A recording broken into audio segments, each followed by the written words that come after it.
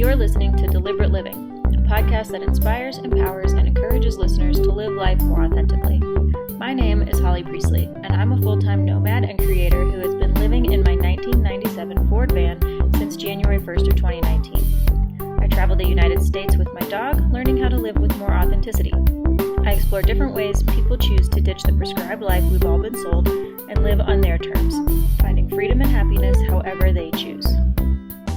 Hello, and welcome to another episode of the Deliberate Living podcast. I am your host, Holly Priestley, and this week we have my friend Sammy Mcgowan on the show, and I am so excited to share her story with you guys. She is a solo female traveler. She travels with the most adorable, tiniest little dog, and they live in a truck-back camper, slide-in truck-back camper. They've been in their truck camper for full-time for 10 months. She's had the camper for about a year, and Sammy was based in Montana for a while first, and then got to spend her first winter in Arizona this last winter. That's where we met. And she got to see the light of, like, literally the light of winter, because there's no light in winter in Montana, but there is in Arizona. And I'm just so excited to have her on the show because I think that her journey has been super interesting to watch. She's very vulnerable. She's very honest and authentic with what's going on in her life and the challenges and the joys and the celebrations. She's maintained a job throughout the whole thing. So I think that that's something that, like, people always have questions about. Can you do a regular job, et cetera, et cetera. So without further ado, hello, Sammy. Thank you so much for being here. Hi, thanks for having me. So for the people who don't know you, aren't following you, don't know your story, can you give a brief little, high level synopsis of how you got into the camper and what your first almost year has been like? Yeah. So I moved to Montana in 2018. I at the time was working seasonally as a hiking guide in Denali. And so every year I had been working in Alaska for the last 4 summers. And so every winter I would move somewhere new. And at the time I had a partner, and we had decided to move to Whitefish, Montana, just kind of like sight unseen. It's an adventure. We're only going to be there for 6 months anyway. So, like, whatever, it doesn't matter. And at that time I had started feeling that I didn't want to be moving every 6 months anymore. And so when we did move to Montana and started, setting down roots, I was just suddenly like, I don't want to leave. I really just want a community. So that's how I ended up in Montana. And then what I didn't know about Montana was that in the winter, it's just not sunny. Like, it's 100% normal to not see any sun for 2 weeks. What I didn't know about myself was that actually the sun affected my mental health a lot. I grew up in the suburbs of Chicago, and apparently, despite the terrible cold, the amount of snow we got, it was sunny after those storms. So in Montana, it's not as cold, not as, as much snowpack, but literally we wouldn't see the sun for weeks. And I was warned, but I was like, oh, it'll be fine. And I was taking vitamin D and whatever. And I was just miserable. And every year after that, it just got worse and worse. And so my third winter in Montana, at the time I was a outdoor pre-K and kindergarten teacher. And we were outside 100% of the time. Basically, it was in the winter, it was more like 80, but I was outside all the time. And even then I was still like not getting enough sun. I think in the middle of January, I just like looked at my boss and was like, I'm not going to be here next winter. Like, it was just like literally like a moment of like clarity. And I just turned to her and I was like, just don't count on me being here. I don't know where I'm going to be. I don't know how I'm going to be living there, but I just know I'm going to be in the desert. Like, that's all I know. And yeah, from that day on, I just was like researching, basically rigs, like what could I afford? What type of rig did I want? At the time I had a Honda CRV. And so I was trying to like figure out if there was a way I could keep my car and have a pull behind, but those like super lightweight rigs are like $40,000 or $50,000. And so I was like, okay, so that's not an option. And so just trying to imagine, well, like, okay, if I have to buy a truck, like, what does that look like? I've never owned a truck. And so, yeah, it was basically just me like pouring over for Facebook Marketplace for months and months. And then finally, I came across a truck and a truck bed camper being sold together. And I was like, this is it. I don't have to make any decisions about weight or like gross vehicle maximum, blah, blah, blah, like things that I had been like studying and trying to learn and being very upset and confused by. And I suddenly was like, I don't have to worry about that. I know that it works together. So I went and looked at it and I got a loan and I purchased it. I think that's awesome. How did you first discover living on the road? I mean, you worked seasonal jobs and seasonal jobs and road people really overlap quite a bit. Is that how it was introduced to you? Totally.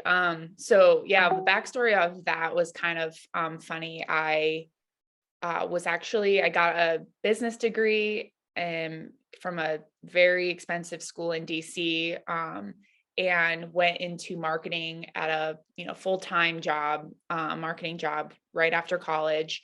And by happenstance, I went on vacation with my mom and extended family to Alaska for, I think, like about a year into that. And I had already like realized that my job was making me miserable and it wasn't right for me. So I was already like doing what I had to do to like get out of it. I had gotten a second job as a waitress to like save up a bunch of money. At the time it was just to travel. I didn't like have any concrete plans, but then I went to Alaska and was had a hiking guide and a rafting guide and a fishing guide. And they were all like my age. And I was just like, I'm sorry. Like this exists as an option for people like me. Like, and then I was like, what do you do in the winter? And they're like, I find somewhere in the winter that like has a seasonal job, or I travel, or I go to school or whatever. And I was just like 100% baffled that this existed. And I had no idea it existed. So anyway, 3 days into that trip, I turned to my mom and said, yeah, I'm going to go back and quit my job and do this next summer instead. So that was kind of that foray into, that was like my first step into anything that was like any alternate. There was no other path before then. Like there was one path that I was raised on that my parents had done, and I was on the same path. And I would love to say that like I always felt that I didn't belong on that path. That's 100% not true. I was like 100% comfortable in that path.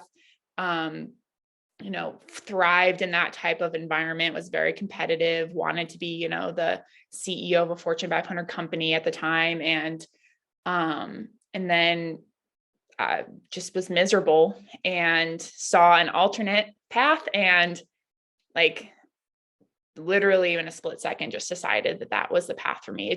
I had never felt like home anywhere else. So then I quit my very well-paying marketing job, and like I sold almost everything I owned. I was someone who had like 2 large closets, 100 pairs of shoes, like a lot of physical belongings. And I took a backpack, like a backpacking pack, and a suitcase with me to Alaska. And that was it. And I lived off of that for the first summer. And it's just crazy to look back at like the different people I've been. So anyway, yeah, once I got to Alaska, I was surrounded by people where this was their norm. They'd been doing it forever. Some of them did live out of their vehicles. So that was the first time I ever thought of like living out of my vehicle. Probably not right away, because I think even still the first summer I was like, what am I doing with my life? I can't believe I did this. Like I'm being paid $9 an hour. And, so it took me a while, but then eventually I was like, yeah, living in a van will be great. But that was kind of more of just like a fun dream. And then eventually it became like a dream out of necessity for my mental health. Yeah, that's really interesting. I like the way you worded that. Like it was a dream and then it became a dream out of necessity. And I fully understand that and totally respect that. It sounds like some of the steps along your journey have been like split second, like I'm not coming back to this next year, or I'm leaving my job, next summer I'm going to be up in Alaska.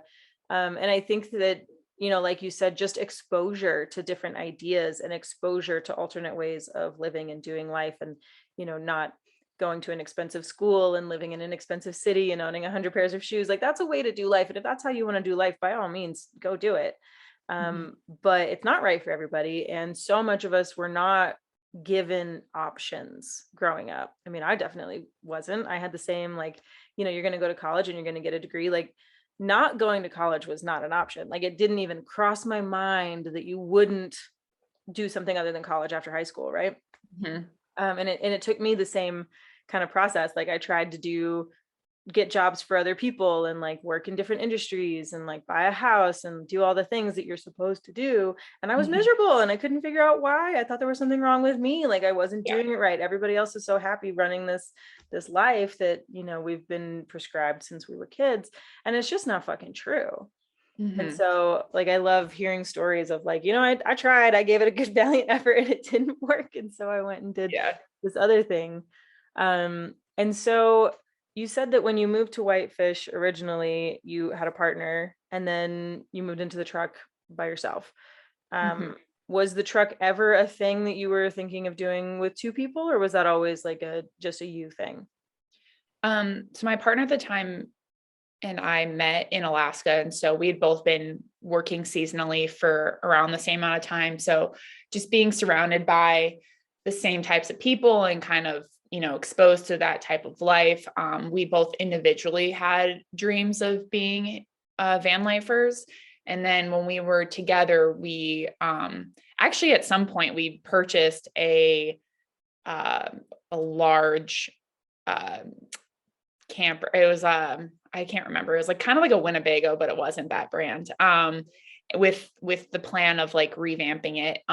But we both were just really busy at the time, and I was struggling with seasonal depression, so I wasn't super motivated to do things, and ended up just sitting in our driveway, and so we ended up selling it right before we split. But um, yeah, we did imagine doing that together at some point. But I lived like without a partner in a house for 2 years before I even bought my own rig.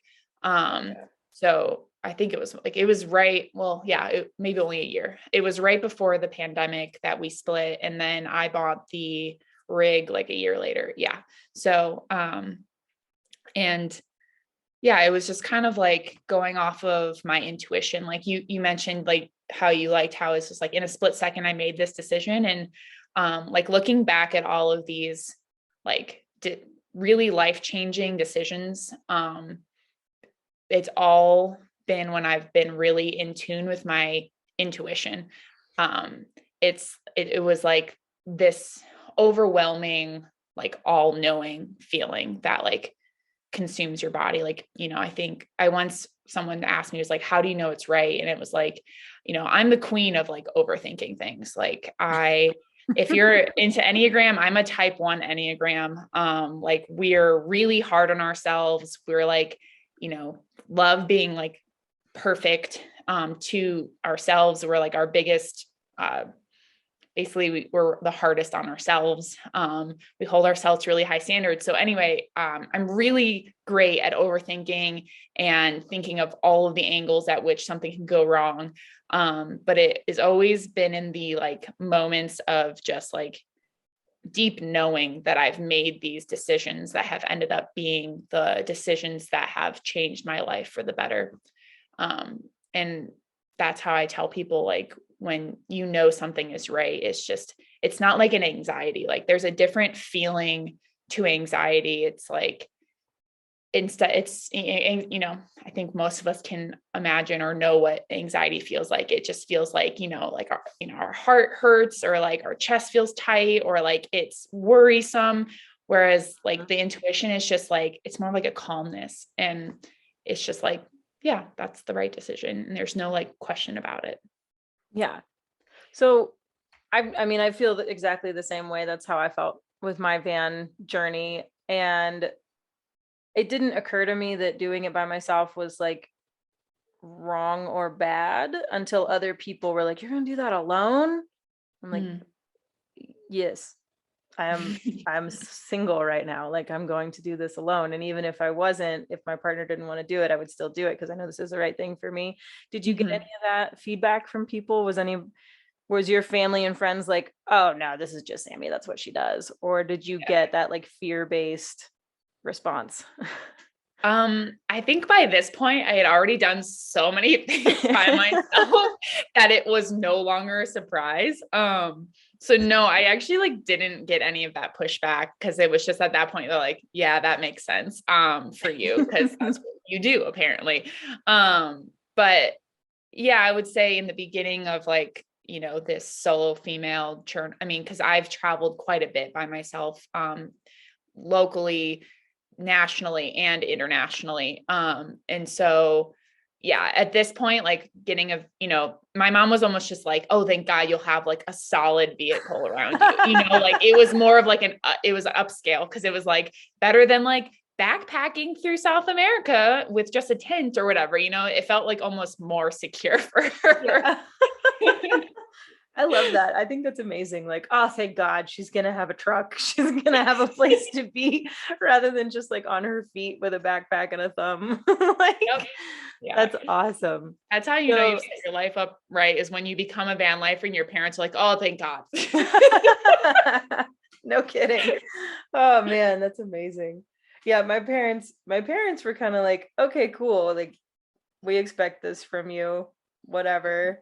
And I think it was just like the rest of society who was like, alone? Yes, alone. I would say, yeah, the most pushback I've gotten are from strangers. And I'm not very like obvious when I'm in town in terms of like van lifing and stuff. Like I try to, you probably understand, like as a female traveling alone, like I'm not marketing the fact that I am alone, so I'm very careful.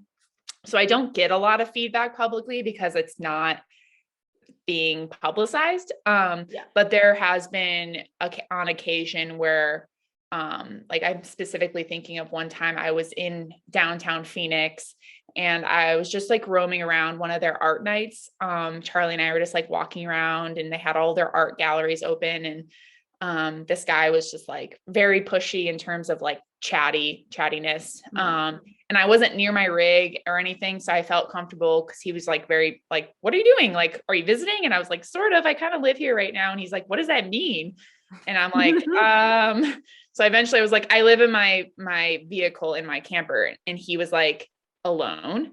And I was like, yes. And he was like, do you have a dad? And I was like, technically, yes. Like, what does that have to do with anything? And he was like, I would never let my daughter. And I was like, and this guy was like 80 years old or something, like 70 or 80. And I'm like, luckily your daughter is old enough to make her own decisions at this point, sure. But like the fact that he was like, I would never like let my daughter do that. And I was like, your daughter is like her own person. I do what she want to do anyway. Yeah. And so I got pretty defensive with him. And like, I was like, it was like my first argument as a van lifer with someone, in terms of like that lifestyle, but it was 100% fear-based around me being a woman. Cause I was like, oh, so what he ended up saying was, men are pigs. You don't know what they're going to do to you. And I was like, oh, I see. So because your gender can't control themselves around my gender has to be the one that doesn't live their life out of fear that your gender might rape me. Is that what you're saying? I was just like very upset at that point too, like trying to keep my cool. But I was just like, okay, so you're telling me that I have to live in fear because I should be afraid of a man raping me or hurting me or killing me or whatever. So it was like entirely not the fact that I can't do it, but it was like, I should be afraid of someone else hurting me while I'm doing it. Right. And I was like, first of all, I take so many precautions, like more than men probably even could possibly imagine. Oh my God, so much more. So many. And then second of all, like the fact that I even have to do that is upsetting. But then now that you're sitting here telling me that like no matter what you do, someone's still probably going to hurt you. Like, do you see how upsetting that is? That like, that is not my problem. That is a problem with men. Yeah. So Yeah. I'm like, I'm not going to let, 100% of rapes are caused by rapists. right. And I'm So not going if to we let, could just not do that. right. And I'm not going to let the fear of possibly being hurt, like, let me not do what I want, make me stay at home for my whole life. I don't know. Yeah. Don't let fear like rule your life, obviously. I mean, so many people do, but I think that, people who have hit the road, especially women who have hit the road alone, like you are afraid. We do have to worry about things that men never have to worry about. We get asked questions men never get asked. We have to take precautions men never even fucking consider. And I will soapbox about it all goddamn day. But and it's so annoying and I hate it. But at the same time, if I let fear rule my life, like I would not be the person that I am. I would not have the life that I have. I would be a shell of a human being with, just a teeny tiny soul who is sad all the time. And that's no way to live. And I think that, you living your life the way you live your life, like whether you realize it or not, like you're impacting other people, especially other women and potentially like other young women who are looking at you like, oh, when I'm her age, maybe I'll do that. Or even older women like, ah, man, she's doing, I could do that too. And I think that, yeah, like we said before, like representation matters and exposure to these new ideas and these new ways of life fucking matter. And I've had conversations with men too, who kind of have that same, conversation around like fear and like women doing anything at all, much less living on the road alone. And I'll have those questions with them. Like, would you ever, like, you have a son who's my age, like, should I be afraid of him? Did you raise your son to be a terrible person? Like, are you a terrible person? Should I not be having this conversation with you right now? I'll put people on the spot like that. And that's not always a very safe thing to do, but I'll do it anyway. Because like, I mean, I try to be smart about it and read the room and all of that, but like, people need to like consider what they're saying sometimes and like how they're living their lives and how they're projecting onto others. And I don't think that's a very good idea. Yeah. I mean, and like you said, like, it's not that we aren't afraid. In fact, like I live probably way more with fear than I would want to admit, like it's sometimes you just like can't shake that like thought. And I think it's because like we are raised in this fear-based society, especially as women, like you need to constantly be thinking about all these things. And so it's just heightened now when you have a vehicle as your home. And so, I mean, like I have backpacked solo all the time and people are like, aren't you afraid you're going to come across a bear or a mountain lion? And I'm like, no, I'm not. Like, I actually understand bears and mountain lions more. And I feel less afraid when I'm alone in the wilderness with the chance of coming up to a bear than I am when I'm alone and I come up to a man and then we're the only ones there. Like I carry my bear spray sometimes, even in the desert. And they're like, you don't have to carry that. There's not bears here. And I'm like, it's not for bears. I don't own a gun. And this is a very powerful weapon and it's not for bears.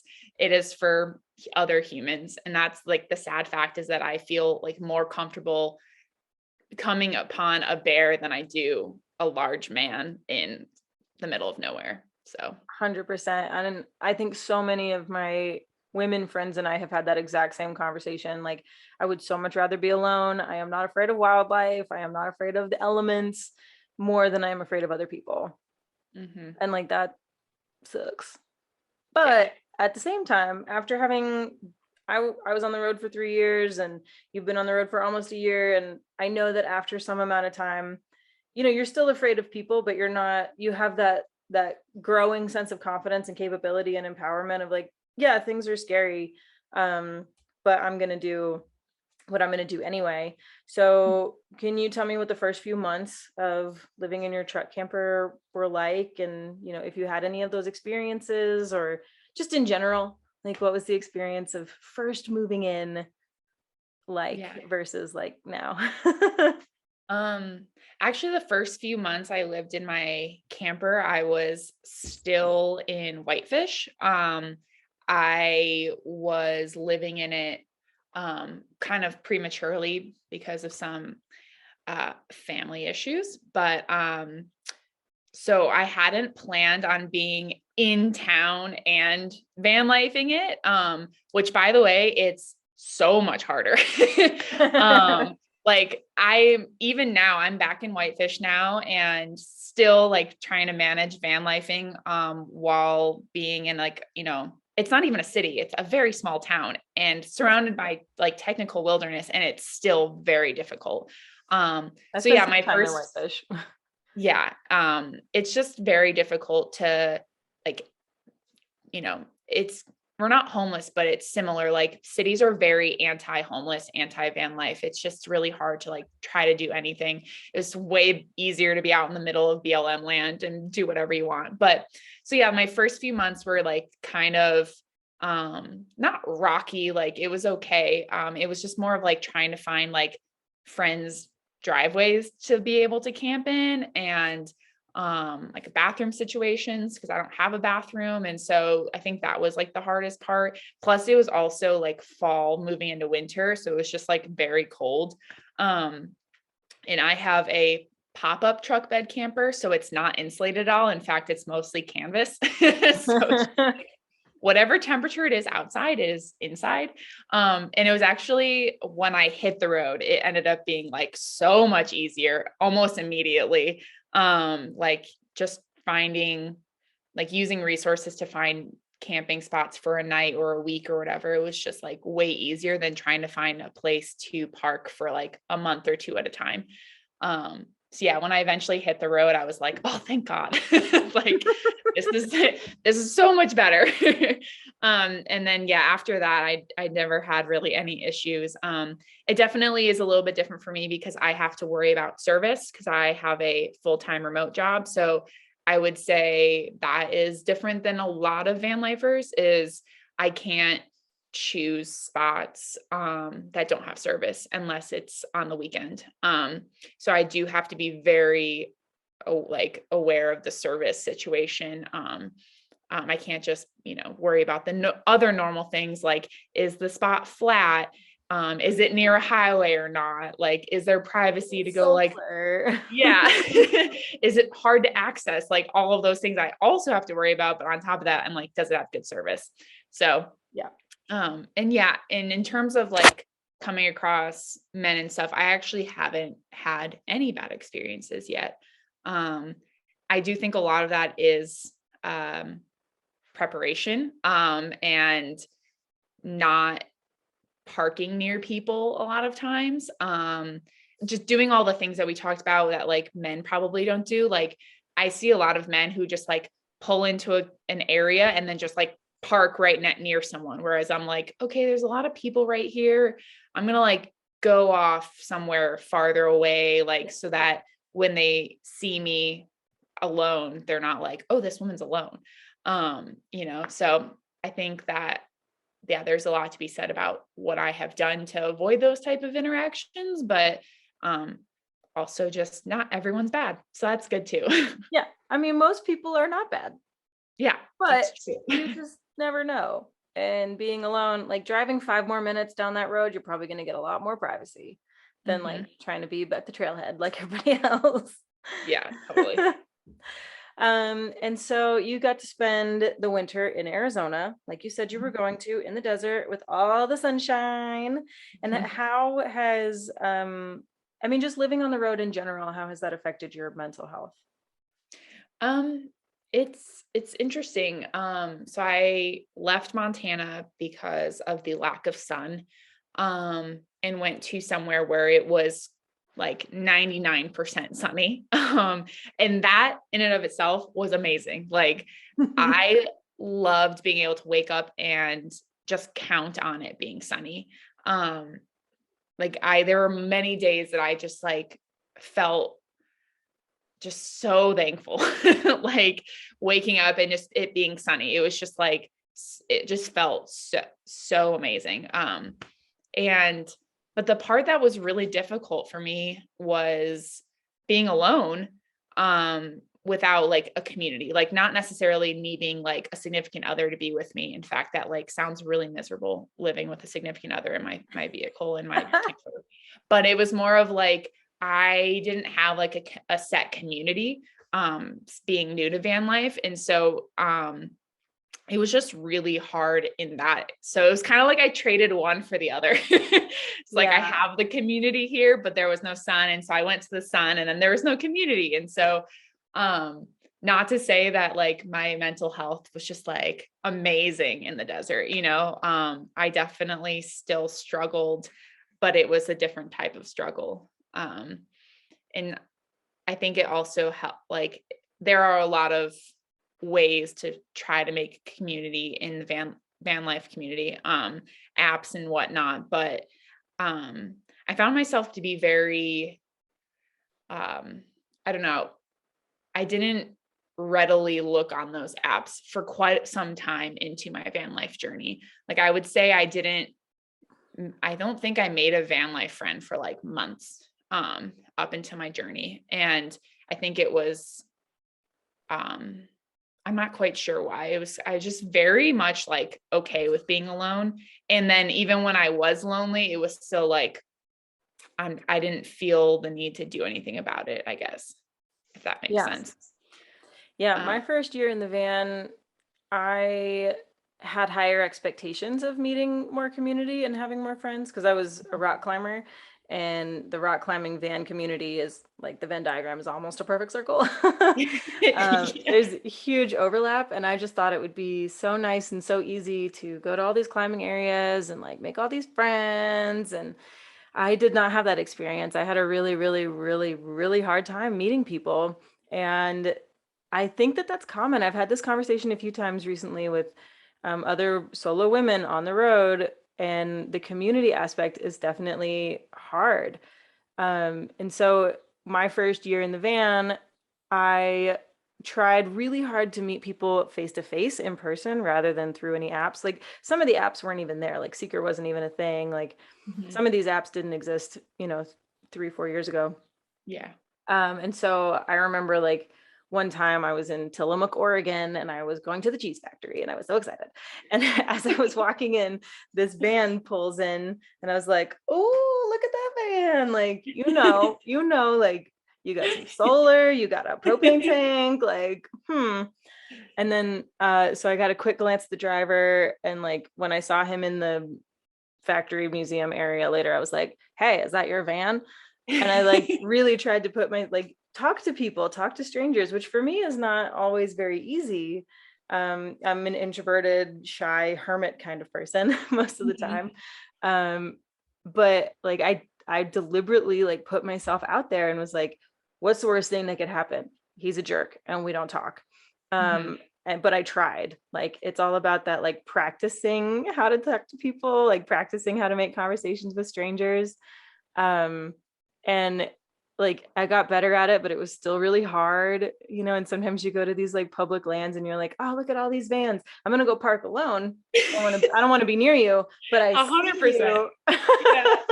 You're like, oh, look at this community. I don't want anything to do with it. Yeah. Like, but then you're like, oh, I'm kind of lonely. It'd be nice to have a friend. Yeah.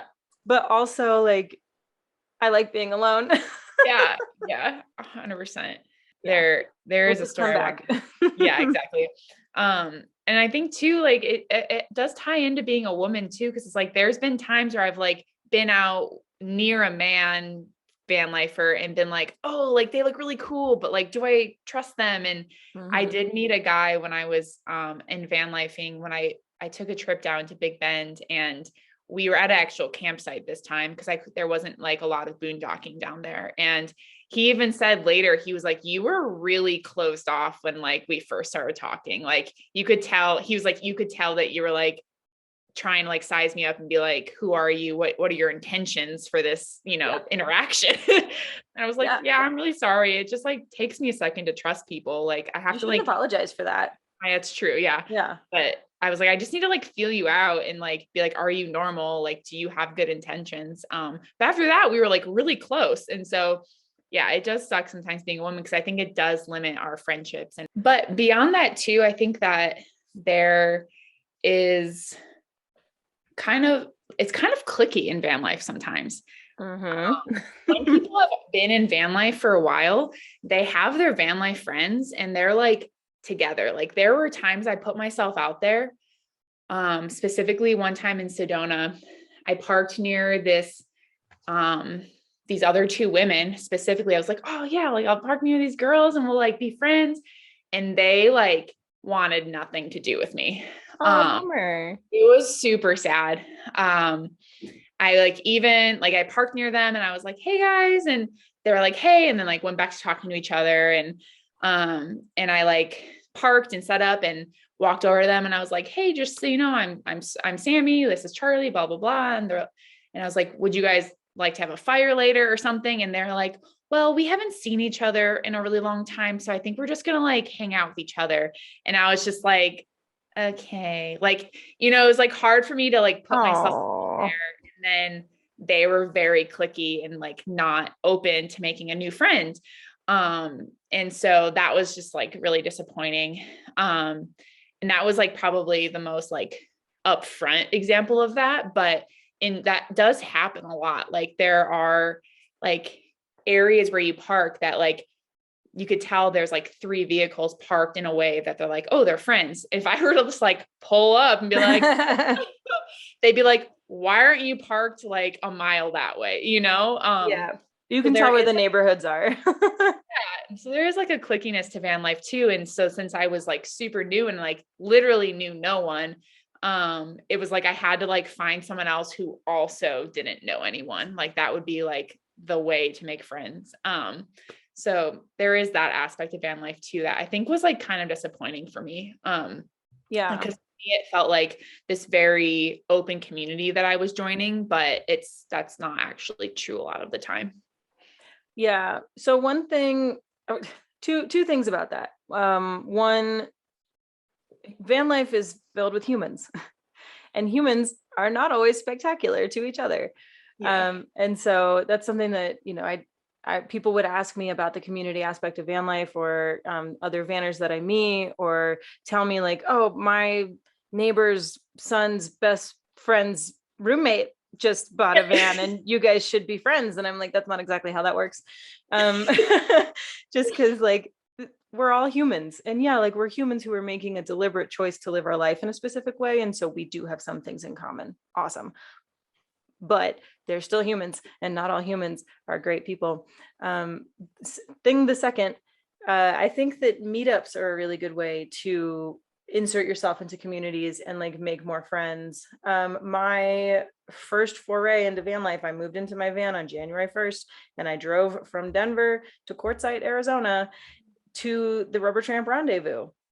I didn't know anybody there. I wasn't planning on meeting up with anybody there. I mean, other than like 20,000 other vanners, but I didn't have anybody specific that like I knew was going. I didn't know anybody. And that was a really good way to meet people who were also new to van life or not. Just like to meet other people. And the hard part I had there was meeting other people my age, which is fine. We found each other, you know, like a beacon in the night. Oh my God, a young person. Let's be friends. And so I would definitely recommend going to events like that. I still to this day have not been to any paid events. I've only been to free events, but I think paid events are also a way, you know, I mean, the people who are going there are choosing to go there and be there, and like they're going to make community. That is the purpose of a meetup. But, you know, like I haven't been to a lot of meetups because they didn't align with my lifestyle and my goals and like where I was going and stuff like that. So that can also be a challenge. Yeah. But if you have the ability, I would recommend going to a meetup as well. But it's not easier to make friends in a van than it is to make friends in a stationary life. At least making friends as adults is hard. Maybe I should have an episode on that, how to make friends as an adult. Yeah. I actually, if you want to make this episode about it, no, I came back to Whitefish and realized like I had a community here and I knew a lot of people, but I didn't feel close to anyone because the one person who I really felt close to for the last few years, they moved last fall. And so I like came back and I like didn't have my like anchor here anymore.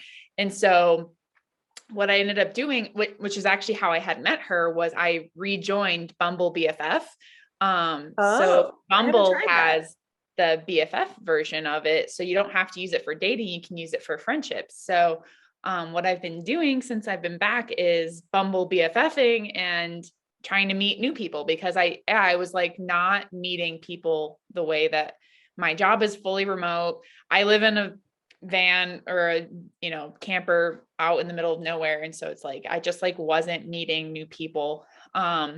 So yeah, that's how I've been meeting new people, at least. And so, and because you're on this app, it's like a dating app. It's like, oh, we're both here to like meet new friends. It's like, Yeah, you have that you have the intention. intention. Yeah, I have the intention. So, that's kind of like with Vanlife too. It's like, some apps are kind of good for that. Like Seeker has that like social aspect. And, that's how I ended up meeting Dan, was through Seeker. And so I have made some good connections, but I think that the point about meetups is that when I started van lifing, it was still very much in the world of the pandemic. So Yeah, I I started felt, the year before the pandemic, yeah, and so it was see, social all the time, yep. everywhere. Nobody was sick. I do wonder if my first year in van life would have been different if it wasn't in COVID-19 world, because I 100%. felt very uncomfortable like, I looked at a couple of meetups and I was just like, how many people are going to be there? Like I was fully vaccinated and fine, but like, I don't know if you are. And I had up until that point been very, very careful. Yeah. And so like just suddenly like throwing caution to the wind, like didn't feel comfortable to me. And so like, like van life meetups to me, I was just like, I'm not there yet. Like one-on-one felt way more safe and like controlled, in a way. And so I even think it'll be different this coming winter, but just this last winter, I just was like, how many people are going to be there? And like, and also it was kind of like funny hearing people's stories coming back and being like, yeah, and so got COVID and so got COVID. And I was just like, okay, so I feel like I made the best decision for myself, like not going. And so, yeah, it was just very isolating on top of it being up in the pandemic. So Yeah, completely agree. I totally agree 100%. There were definitely meetups that happened in the last 2 years that I was like, I just don't think that's a good idea. I'm yeah, just not gonna go. yeah, And I've said this so many times. I am so grateful that I did have my first year in the van pre-pandemic, so I could figure out like the kinks of living in a van without also having the kinks of living in a pandemic. And the pandemic made living in a van a lot harder. And part of me couldn't believe how many people were starting it during the pandemic. Like a lot of people were laid off or working remotely for the first time, and they had all this freedom and let's go travel. Great, awesome. mm-hmm. But also, how much harder is that to figure Yeah, out, to navigate, like when you don't have access to libraries, coffee shops, rec centers, gyms, for like all of our basic necessities like showering and work and stuff like that. So mm-hmm. yeah, it was very astounding to me how many people joined the road during the Mm-hmm. pandemic. So I was like, this is so hard. Like, more power to y'all, because I don't know if I could Yeah. do it. Yeah.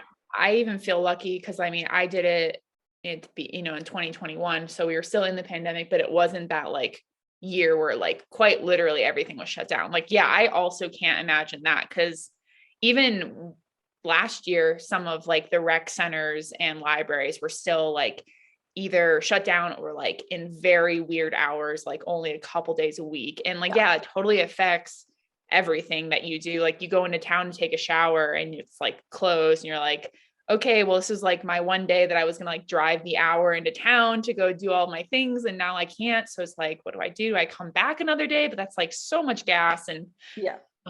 also gas wasn't $6 a gallon then, but still it's Oh. a lot of money. Yeah. I can't even talk about gas prices right now. Like I'm driving my truck around without my camper on it, but like it's diesel and it costs, oh my gosh, I like, Yeah. I'm awful. so like I'm stationary for now, and I really don't have to drive that far. Like my town is very small, so unless I want to go to a bigger city or like do something more interesting, like the longest I have to drive anywhere might be like 10 minutes. And I had to fill up the other day and I was like, oh, this hurts. And Yeah. like when I was traveling a lot in the van, there were times when I had to fill up at least once a day, every Yep. day for Yep. a week or more, depending on how much traveling I had to do to Yep. get where I was supposed to be going. I Yep. couldn't imagine doing it now. I'd be so broke. I mean, driving from Montana basically down to Arizona cost me twice as much going back because of the gas prices going back. And now they're even higher. So I think at this point it would cost me probably 2.5 times as much just for the same length. And so like, I'm even thinking of like, when I'm driving down this winter, I'm like, I'm going to have to like save up for the gas. Cause like you said, like when you're, trying to get to a place, Mm-hmm. it's cause like, yeah, you fill up basically every day, once a day. Once you And get where you're when, going and you can camp for a week and not drive, yeah. it's amazing. And, You can save and so I, much money. and I was so great about that. Like when I like found my place in Arizona, I would go into town once a week for all of my chores.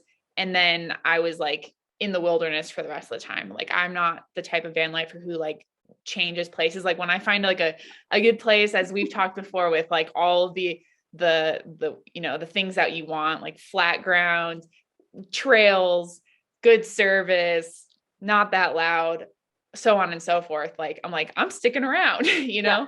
know? And so I did. I think I was in a place for like 3 months and it was great. But I don't drive very much. But yeah, getting there is gonna be like hefty. It's gonna be thousands of dollars. Yeah.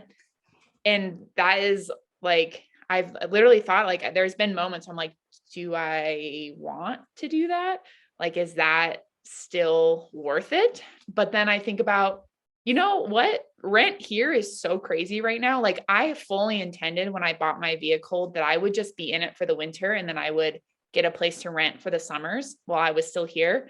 And I mean, rent, if I wanted to live by myself and have a dog, which by the way would almost be impossible to find, would probably though cost me about $2,000 a month. And that would be Ugh. like lucky to find. Um, Oof. there are people who have been kicked out of their rentals because people are up and selling houses under them like constantly. I talked to a woman, she was like, yeah, I had to like, the only apartment that was open was $2,500 a month. And I was like, well, the fact that you couldn't even like consider that means you make a lot more money than I do, because Yeah. I don't make that much money. Well, and so often they have that, like, you have to prove that your income is 3 times what the rent is and like all these Yeah. things, especially, and then you have a dog and it's like, oh my God, it's just out the fucking Yeah. window.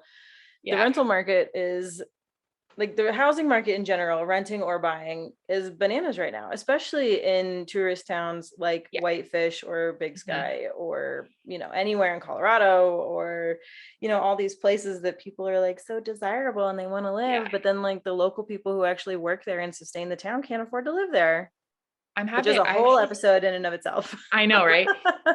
Just a little bit on that. I actually like went into like, cause I came back and had a house sitting gig for 3 weeks. And I was like really thankful because it was still like the beginning of May and it was raining a lot and cold still. So I was glad to be able to like have a home base that was inside and heated and whatnot. But anyway, it was like this, really cute 2-bedroom house outside of Whitefish in a different town, but they had like redone a lot of it. Anyway, so I was like, oh, this is just like exactly what I want. And so I was like feeling the emotion of like, I'm not someone who wants to do van life forever. I know that I want a house. And so knowing that, being in that like house sitting in this perfect little house, I was like, this is great. And then, so there just happened to be, I was out walking Charlie and the house next door put up a for sale sign and they had an open house. And I was like, Ooh. let's see. 3-bedroom little house, beautiful yard on the corner of a like little suburban part, and $600,000 for 3 bedrooms. And I looked at the Zillow, and when I graduated college 9 years ago, that house was being sold for under $200,000. And I was just like, I honestly like, I went into like this pit of depression because Mhm. it was like, okay, I took the time. I went out to Alaska and worked and I became a hiking guide and I did all this living. And I don't regret that at all. But because I took the time to go on a different path, and not stay the course of like what you're supposed to, now that I'm ready to own a home, it is literally impossible for me to. And so, and beyond that, the community that I'm a part of and that I've decided that I want to be a part of and have put down roots here, they keep making decisions that do not align with keeping me here. So it's like, whether I want to stay here or not is like almost not my decision anymore, because I'm going to be priced out. I've already been priced out of the housing market. I'm priced out of the rental market. And soon I'm probably going to be just like unable to even manage living here in terms of any type of cost. And so it's just, it's so upsetting, because it's like, okay, there's this community I want to live in and buy a house in and be a part of. And I like work for Montana. Like my job is for a nonprofit based here. I help local farmers and ranchers sell their food more widely. And like, so I'm like doing something for my community, and I am not welcome here basically. And I'm just like, it's baffling and it's depressing. Yeah. Yeah. I completely agree. I've seen that happen in so many places of the country, and so many of my friends, trying to put down roots and make their communities better. And, I think that our generation is unique in the sense that, we want more purpose in our work. But sometimes, to play the game of capitalism and politics and everything else, it creates the perfect storm for us to just completely be shit on time after time after time. And then we get apathetic, and then, we get bitter, and like, I don't like, there are other ways to do things, but it is so different than how it used to be. And it doesn't have to be this way. Hi guys, just wanted to take a moment and pop in with a suggestion for those of you who want to take yet another step to better your communities, whether that be your local community or the global community at large. And that would be using the app Rerouted to buy, sell, and donate used outdoor gear. We all know that being in the outdoors is wonderful and amazing and healing and awesome. It can also be cost prohibitive for somebody who is just getting started. And being able to buy and sell and even donate your used outdoor gear is a complete game changer in terms of committing to access and sustainability and affordability for all of their users. And so if this is something that you're interested in, we have a link in the show notes that will get you 10% off of your first purchase from Rerouted. And if you have too much gear like me, contact me directly and I can put you in touch with them to get 10% off of your first 5 listings. It's just another option for those of us who are looking to make a more positive impact in the world. Okay, back to the show. And there are still parts of the country where there are affordable houses. Like the area that I live in is still affordable, although the locals here don't think it's affordable. Like they think this is gentrification, and it is, but it was just so affordable before that now this is what we consider affordable here. Yeah. And it's really interesting, and there's no like quick fix, there's no easy fix. Especially, towns like this do rely on like tourism and guests and out-of-towners to survive. The town probably wouldn't survive on its own. This one definitely wouldn't. Whitefish might, just because so many people up there have money. But so you like need the tourists, but you also need to take care of the people who actually live there and are like taking care of the tourists.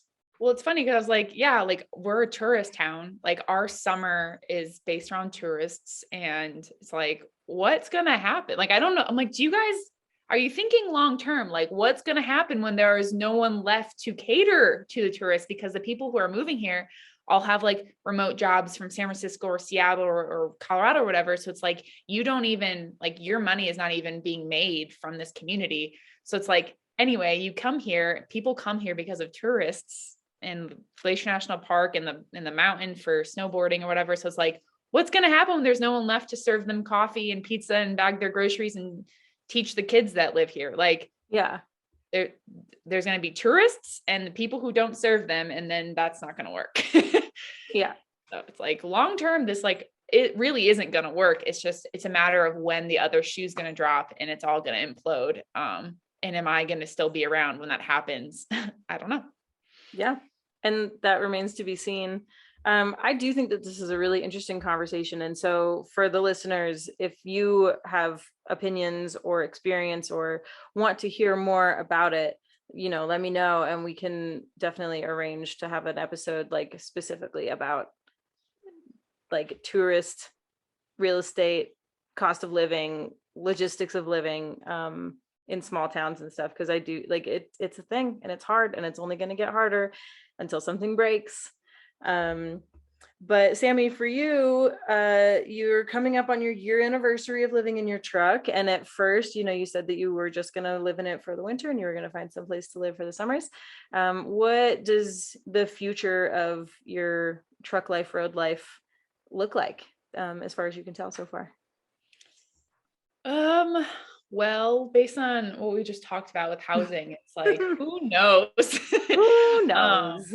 It's like, I moved into my camper because of mental health, and I'm still living in my camper because of lack of housing and a lack of affordability. And so I don't know, it's like, it's definitely remains to be seen. I'll probably be living in my camper for as long as,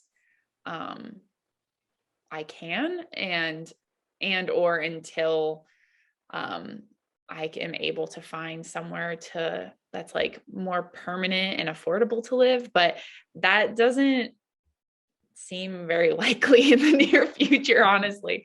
I don't know. I actually have thought of this like very little. Like, I'm like, yeah, like next winter I'll be in my camper. I'll be back probably down in Arizona. And I've probably thought about that up until that point. But I don't know. I definitely, especially my family, have become known for like playing things by ear. Whereas I used to be like, 5-year plan, have all the plans. So now it's fairly seasonal how my life is planned out. So as of right now, I have no plans on moving out of my camper for anytime soon. In fact, I'm trying to make it more hospitable. About 2 weeks into being on the road van lifing, my fridge broke. Yeah, it was the original from the 80s, and worked on propane and also like AC and DC. And so because I'm fairly self-contained, I used it on propane, and I need it to be on propane because I'm boondocking most of the time. So anyway, I haven't had a fridge since like October or November. And I just got off the phone with someone before jumping on with you that I'm going to replace my fridge. And Yay. So I'm just working really hard. I'm like, okay, well, this is my home. Like, this is like, has been my home, but this is going to be my home for a long time. Yeah. At the time when the fridge broke, I didn't know how permanent it was. So I like was living out of basically a cooler, for the last part. So I'm like, well, now like I need to make it like, it needs to not be like me sacrificing comfortability all the time because this is my home. So, you're investing. Yeah, I'm nesting. I'm shelling out the many hundreds, many hundreds of dollars for a fridge. And yeah, so I honestly, I'm like, if anything, I'm like doubling down. Yeah. And I actually too have been thinking about upgrading to a different type of truck bed camper. Cause as I said before, it's a pop-up. And so every time I want to move, I have to pop it down.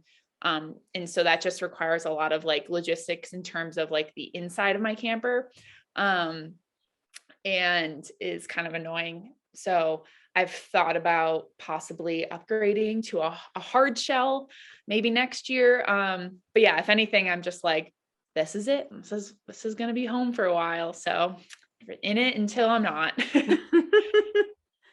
Well, I think that's awesome. And it sounds like exactly how you've been doing life, since you left your job in DC, just doing like following your intuition, knowing when the right decision is coming, and taking care of yourself as best as you can in the meantime. So, hi, Charlie. Oh my God, he's so cute. For everyone who's on the audio version, sorry, you can't see how cute he is. Okay, but you can hear how cute he is based on how high pitched we went. Yes. Sammy, how can people come follow you online and see your journey and your adorable dog and your very cool camper and whatever happens next? Where can they come find you? Right now, probably the only place and the place I post most is on my Instagram it's at Samantha McGowan. And yeah, you can follow me for a lot of content about Charlie, some van life content. But yeah, I try to be really vulnerable on my social media. That's always what I've strived to do, even before van lifing. So yeah, you can definitely come on over to my page for a real life dose of what's going on in van lifing world. Awesome. And that's one of the things that I appreciate so much about you and how you choose to share yourself with the world, because hashtag van life, hashtag blessed is definitely a thing. And it is a blessed lifestyle, but it's also fucking hard sometimes. Yeah. So thank you so much for being here and for being a part of the show. And of course, thank you to everybody who is listening or watching. If you've made it this far in the episode, thank you so much. It means so much to me and to Sammy and to Charlie, of course. And if you liked this episode, please go ahead and like it, thumbs up, 5 stars, whatever it is on the platform that you are consuming it on.